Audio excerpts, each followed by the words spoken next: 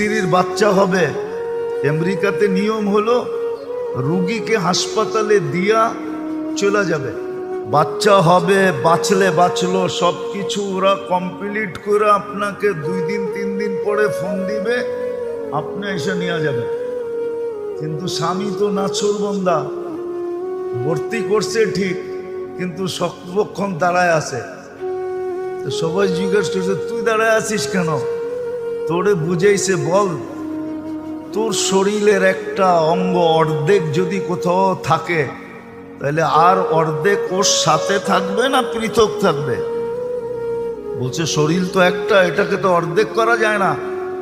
তো বলে এ তো আমার অর্ধাঙ্গনী, তো আমি ওর থেকে পৃথক থাকি কি করে?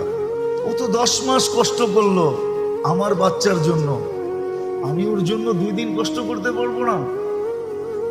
এই স্বামী